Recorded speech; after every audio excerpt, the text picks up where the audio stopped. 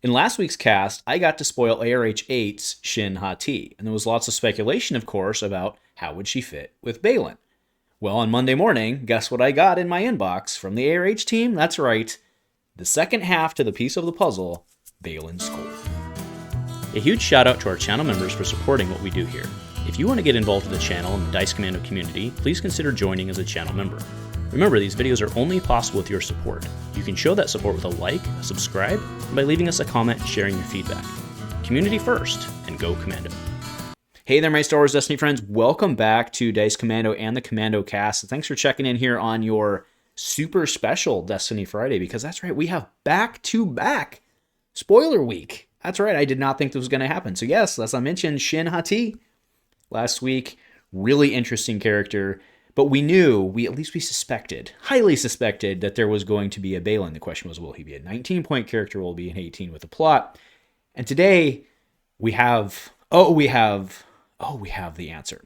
So let's get right into that without further ado. 2 spoiler cards today to round out the package. Oh, actually, before, I want to prove it to you. I was not playing you, leading you on last week. I actually did get it after the fact.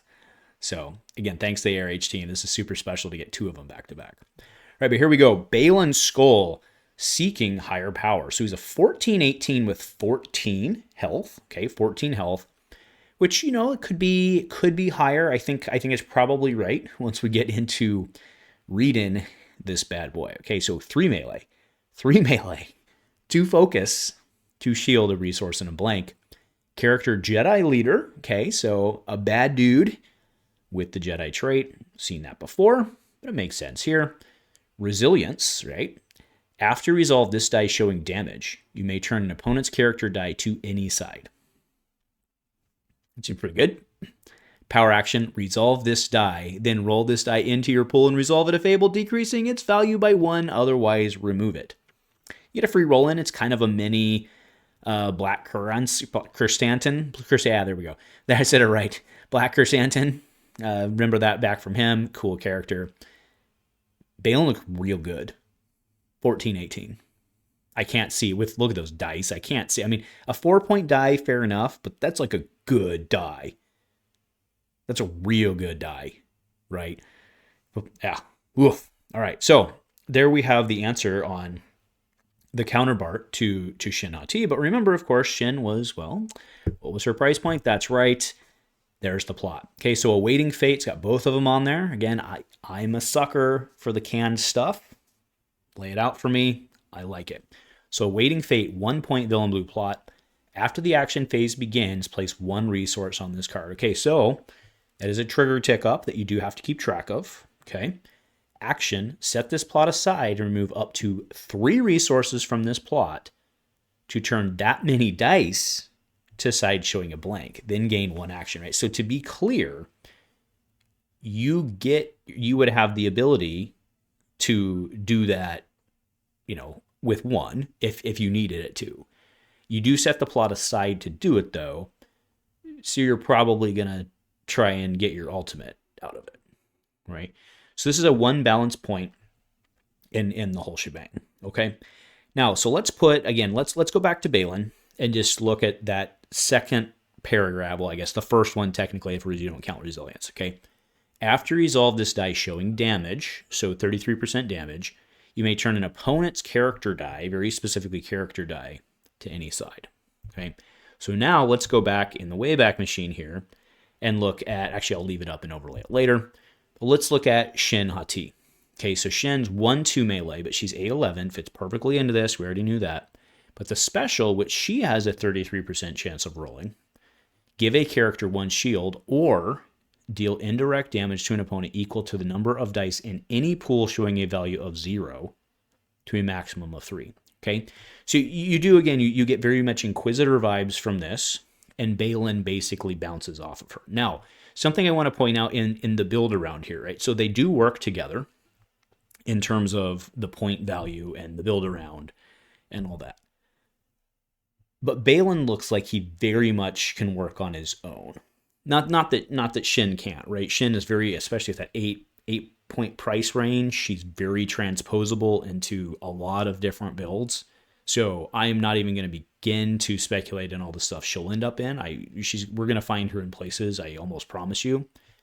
But Baylan himself looks like he can definitely hold his own. I mean, those 2-3 sides, those are like, that's a big chunky die, right? In a world of chunky dies, it's the chunkiest. Well, it's not the chunkiest because there's bigger dies, but that's a chunky die on an 18-point character with that 2 focus as well.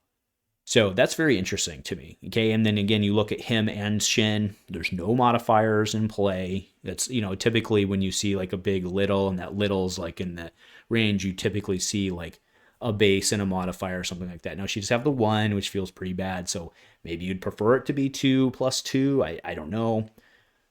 But it's all base sides, and then you start thinking about your weapons because weapons often have modifiers. I think it makes a lot of sense. So this whole package, you can really start to see the lines on the 2 of them and doing not really bouncing because they're not bouncing back and forth, but he's setting her up and then you do the thing. Okay. So then let's go again, awaiting fate. Okay. Then gain 1 action. Well, now you're starting this, right? Because you've got different dice to right. He has to resolve and damage. She's going to do her special, right? And then yes, we'll go talk about the other things she came with, right? But you get to flip them and then do an action, right? And this is not in any pool. This is not your opponent's pool. This is any pool, right? Set this plot aside and remove up to 3 resources from this plot to turn that many dice 2 sides showing a blank. Now, I don't necessarily know why you would do that in your pool. Maybe to set up, maybe you've got, again, you go back to that wrong way. You go back to Shin, right? To a maximum of 3. There, you could in theory have like 2 in your pool and go and then do 5, but again, she's maximum of 3, right? So, I mean, by and large, you're just going to blank them out, and you have to expect, again, remember, there's another piece of the puzzle here, the reprint list, right? The ARH, specifically, what I'm talking about is the ARH reprint list. There's a bunch of Inquisitor stuff in FA, presumably, that can help support this in terms of hitting for number of blanks and stuff like that, right? Oh man, feel your anger was a thing. Good golly. Good golly. All right, so let's just go ahead and remind we have the Fiend Fighter. Okay, so after it's piloted by Shin, turn a character dice side to a angle of 0. And that's any character dice. You can flip her to her special. So there's that. And then the special is 2 or 3 if there's a blank. All right, so then he works in, he being Baylan, works into that. And then again, you have exploit weakness, the 2, choose a player and choose a player and turn 2 of their dice 2 sides showing a blank. Then you may choose a different player and resolve 1 of their dice as if it were showing a focus, right? So obviously, it was actually pointed out last week that was kind of crazy in multiplayer because you could effectively hit 2 different players and blank all their stuff. That's kind of cheeky. I don't know how many people are honestly playing multiplayer in Star Wars Destiny these days, but it is an interesting observation. Obviously, I was thinking about blanking and use it advantageously. But again, I think this package is starting to reveal itself.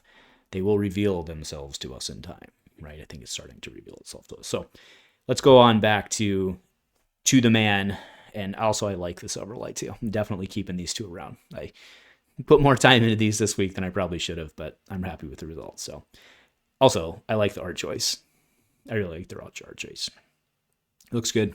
Looks good. The whole package looks good. And again, I'm a sucker for cookie cutter stuff. So anyway, that is the spoiler package today. Again, thank you to the ARH folks for giving me a double shot back to back. I don't know what I'm going to do next week. Maybe a full spoiler review probably makes sense to do next week at this point. Because we've seen a fair amount of the set, but still waiting on all that final info, and we'll see what the whole thing looks like with the reprint list, but there's lots of stuff to come, lots of exciting stuff. So anyway, folks, thanks for tuning in. Happy Destiny Friday. Thanks for sticking around, especially during these unlimited days. Anyway, go Commando.